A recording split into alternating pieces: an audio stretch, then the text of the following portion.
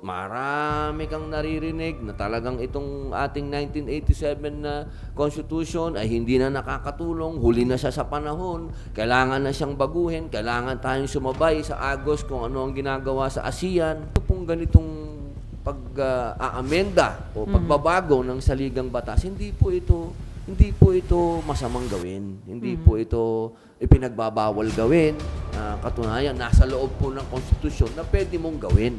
Kasi ang bayan po natin sa ngayon, alam naman po natin na hindi tayo umuusad. Alam naman po natin na tayo taon-taon, umuutang tayo, ang deficit po natin napakalaki, nasa 2 trilyon yata. So, ba't ko naman ipagpipilitan palitan itong sistemang ito kung aandar naman pala. Pero sa ngayon, itong sistemang ito, blockade. Sir, dun sa inyong public hearing as Chairman ng Committee on Constitutional Amendments, ito RBH 5, ito ho, more on political po ito. Oo nga, term political extension. Hindi lang ng mga LGUs, kahit ng presidente, vice-presidente. Meron po ako kahapon, kadibate ko si, ang hirap namang kadibate nitong si Orion Dumdum. Dahil ito ay, alam niyo ba yung nung araw, yung Battle of the Brains? Winner yun dun eh. So talagang so mahirap makipagdebate. Mahirap makipagdebate sa ganung katalino, no? Medyo pinipilit na sa akin kahapon na magkaiba yung term extension sa sinasabi nating term limit. Sabi niya, pare, siyempre ako naman siyempre ikaw senador, makinig ka sa sinasabi ng tao. Pumayag na ako sa sinabi niya hindi term extension. Ang gusto natin mabago yung term limit. Okay. Okay. Opo, parang gano'n. Pakikinggan ko na siya. So magkaiba ba yun? Oo, bahala na lang kung magkaiba ba o parehas. So, ang napagkasunduan po kahapon kasi, meron din po kaming mga bisita na mga sa local government, mga konsyal. Very passionate sila, ma'am. Talagang, ang gusto nga nila, 5 years. Pero sa proposal ninyo, 4? Ang 4 lang po. Kasi yan po yung nakasanayan na natin. Yan po ay galing na sa mga dati nating konstitusyon. Hindi po ito bago. Yung 4 years, mayroong re-election ng 4 years. Ang atin pong Pangulo, dapat kapartner na niya yung Vice President niya. Hindi na tayo dapat magkaroon ng pagkakataon na mag-elect pa tayo ng iba yung partido ng Presidente at ng Vice Presidente. At yung termino ng Presidente at Vice Presidente, 4 years at mayroong re-election. Yan naman po ay atin na muna nagawa na yan. Pinractice na po natin yan. At ganun din naman po sa mga senador. Ang mga senador naman po magiging 8 taon na may 3 termino at hindi na po pwedeng pangkumandidato pagkatapos ng termino niya. Ng 2 termino ng 8 years. At ganun din po, kung gusto niyang tumaas, pwede. Pero kung bababa siya, hindi pwede. At magkakaroon pa rin po tayo ng mga regional senators. Yan po ang pangarap natin talaga na bukod po doon sa national na sinasabi natin, na 24, magkakaroon ng regional senators na 30. At ganun din po sa mga mayor at governor, magiging 4 years at meron din po silang 3 termino. Doon po sa pag-uusap, lumalabas po doon na yung ibang bansa, na katulad ng Singapore, ang kanila pong termino doon ay 5 taon daw. Pinapacheck ko pa po ito, lahat po ito pinababalidate ko. At doon daw po sa ibang bansa, na ang Pilipinas na lang daw po ang natitira, na merong term limit. Merong, sa ibang bansa daw, wala nang term limit. Basta magaling yung, magaling yung leader, pwede siyang umulit ng umulit. So, sabi ko po, mas maganda siguro, baguhin na muna namin itong aming resolution at isusulong ko na lang ang CONCON. Kasi parang palaki po ng palaki pa. Lumalaki yung scope eh. Kasi habang nakakausap mo yung mga expert, marami silang mga input. Marami kang naririnig na talagang itong ating 1987 na Constitution ay hindi na nakakatulong, huli na siya sa panahon, kailangan na siyang baguhin, kailangan tayong sumabay sa Agos kung ano ang ginagawa sa ASEAN at sa ibang bansa. yun po ang aming nagpagdesisyonan. Sinuspindi po namin ang hearing kahapon at napag-usapan po namin ng legis na gagawa na lang po kami ng panibagong resolusyon na patungkol na po sa CONCON. So, yung pagde-decide na idaan na lang sa CONCON, via CONCON, yung CHATCHA, dapat may i-approve po dito na resolution? Opo. Ang sinasabi po sa ating konstitusyon, kailangan 2/3 ng Congress, ng House, ng Senate, at kami po ay pwede nang magpatawag ng eleksyon ng CONCON. Yun po, sa amin pong palagay, ito po ang medyo magastos to kasi napag-aralan ko na to eh. Napag-aralan na po namin ito noong sinusulong natin ng economic provision, ang isinulong po ng House CONCON. Binasa ko yung kanilang bill, resolution. Nakita ko po doon na medyo magastos nga kasi nagpa-compute din kami dyan. Kasi mag-i-elect pa ng mga... Opo, galing pa sa NEDA, bilyon eh. Pero kahapon, kausap ko po si dating Secretary Nery, tsaka si dating Secretary Gary Teves. Sabi niya, pwede kami mag-formulate na magkaroon tayo ng CONCON election, pero hindi ganun kamahal. Pwede nating gawin yan, sabi niya. Ililimit natin yung number ng delegado at magagawa natin na mura. Sabi ko, mas maganda po sana yung ganyan. Sa akin naman po kasi, mahalaga na naiintindihan ng taong bayan kung pag pinag-uusapan ng charter change. Kasi ang nangyayari po, ito pong ganitong pag-aamenda o pagbabago ng saligang batas, hindi po ito masamang gawin. Hindi po ito ipinagbabawal gawin. Katunayan, nasa loob po ng konstitusyon na pwede mong gawin. Hindi po pwede na hindi natin ito pinag-uusapan. Kailangan pag-usapan natin ito. Kasi ang bayan po natin sa ngayon, alam naman po natin na hindi tayo umuusad. Alam naman po natin na tayo taon-taon, umuutang tayo, ang deficit po natin napakalaki, nasa 2 trilyon yata.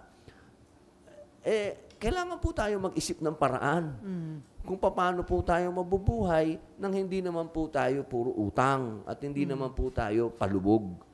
At ang nakikita po natin na paraan para mangyari yan, ay baguhin natin ng saligang batas. Bakit saligang batas? Kasi yun yung guide. Yun yung kumbaga, yun yung sasakyan natin, yun yung vapor natin. Kung yung vapor natin hindi masyadong makaabante at luma na, teka muna, baka pwede tayong bumalik muna dun sa pier natin, kumuha tayo ng bagong barko, baka sakaling yung bagong barko, maganda yung biyahe natin. Yun lamang po naman. Hindi naman po ito pinagpipilitan. Pero dahil kami ay mga mambabatas, kami po hinalal ninyo, kami siniswelduhan ninyo, ba't hindi namin pag-usapan? Pag-uusapan lang. Kaya nga tayo nandito para pag-usapan. So sir, bakit via CONCON na lang? Mas malabo ang tsansa kung via CONAS yung pag-amend ng Constitution? Kung economic provision po ay maipasa, siguro po pag-usapan na lang natin yung political. Kasi para sa akin, kung ito naman economic provision ng Constitution natin ngayon ay mababago at talaga namang ito na ang magiging daan para may pumasok sa ating foreign investor at meron na tayong kapital ditong dagdag sa mga kapital ng mga negosyante natin na makapagbigay ng trabaho, tumaas ang sweldo, bumaba ang inflation, bakit naman po namin ipagpipilitan ba yung CONCON? Kaya lang naman po lumalabas yung CONCON, siyempre, hindi po tayo pwedeng mawalan ng mga paraan. So option lang, sir, yun? Open lang po ako. Pero kung bukas, halimbawa, pag open ng session, okay na ang economic provision, pumasa, pinirmahan ni Presidente, dumating ang mga investor dito, umangat tayo. Hindi natin kailangan palitan tong sistemang ito. Ba't ko naman ipagpipilitan palitan tong sistemang ito kung aandar naman pala? Pero sa ngayon, itong sistemang ito, blockade ang nangyari. So sir, dinadraft nyo na, gagawa na kayo ng resolution para sa CONCON? Ito po, kaya po tayo, bukod po sa, ako po'y nakakommit sa inyo na sa kapihan na ito. Pagkatapos po nito, pag-uusapan po namin yung CONCON. Okay, She. Hi sir, magandang hapon. Sir, sa pagkakataon na to, kasi di ba yung parang sabi nyo dati, nagka-trauma kayo dun sa first na resolution nyo na isinulong about charter change, di po ba? This time po, ano yung gagawin yung mga paraan para kahit paano maengganyo yung suporta po ng mga kasama nyo? Ito pong nangyaring kasi itong pangalawang pagdinig patungkol po sa economic provision, nanggaling na po kasi ito kay Presidente. Ito po yung magandang senyales. Kasi noon, nung sa atin pong pagdinig, pinanindigan natin kung ano yung nasa konstitusyon na pagdating sa constitutional amendments, ang taong bayan ang mag-a-approve nito. Yan ang nasa konstitusyon siyempre, tayo po ay neophyte. Hindi natin alam na ang pasikot-sikot dito sa legislative na kailangan pala talaga kahit na walang kinalaman ng presidente doon sa pag-aamenda ng batas, kailangan pa rin na siya ang mag-utos. Kaya umandar po ito. Umandar ito kaagad Kasi pagkasabi ng mahal na Pangulo na gusto niya ng amendahan ng economic provision, umandar to kaagad. Ang bilis. Nakakatuwa. Opo. Kaya sana wag pong huminto yung ganong klaseng pag-usad. Kahit pag-usapan lang. Pag-usapan lang natin. Napakasarap niyang pag-usapan kasi may kinalaman nito sa ating pag-unlad. Kaya po, sa akin, hudyat yan na ang presidente natin, ang mahal na Pangulo, ay okay siya sa charter change. Ibig pong sabihin, hindi ito, ilang taon pa si presidente. Kung hindi man, sorry po. Kung hindi man, halimbawa man, sana naman, pumasa na to. Kung hindi man ito pumasa, hindi po tayo titigil na maggagawa ng mga resolusyon o panukala patungkol sa charter change hanggat andyan ang Pangulong Bongbong Marcos na naniniwala sa Chacha. Ito po yung RBH 5. Ito pong pinag-uusapan natin. So, hindi nasira yung loob po ninyo na isulong yung mga political amendments? Hindi po. Lalo po akong, kasi hindi naman po ito bago. Alam naman po ng lahat na ito ay plataforma ko. Hindi po ito, nagising ako, gusto ko na to, o nautusan ako ng kahit na sino. Wala. Ito po ay advokasya ko ito. Hindi po ako titigil dito.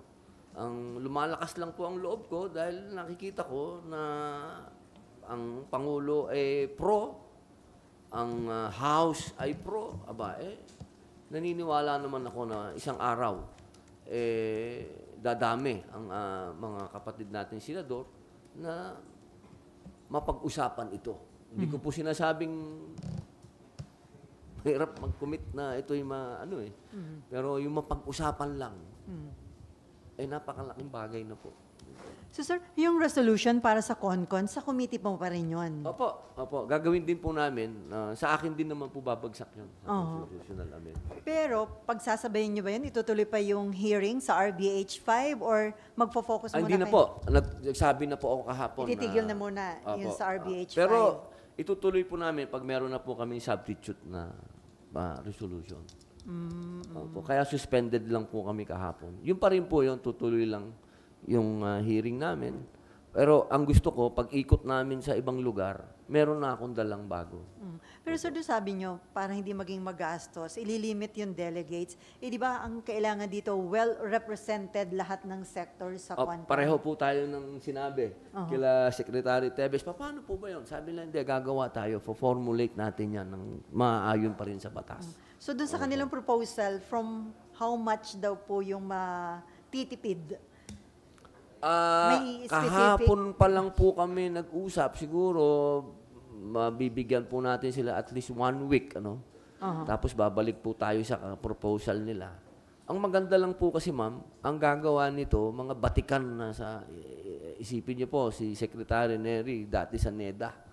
Tapos si Secretary Tebes, dati sa Department of Finance. Kaya pagka naglabas po sila ng study at binigay po nila sa atin, medyo kapani-paniwala po ito. Opo. Kasi hindi ako ang gumawa. Kasi kung ako ang gumawa, baka naman sabihin nila, batang bilibid ang gumawa niyan. Ito po talagang Pero sir, before kay Raymond, initially may mga kapwa ka na senador na nakonsulta dito sa plano mo na resolution para sa CONCON at open din ba sila?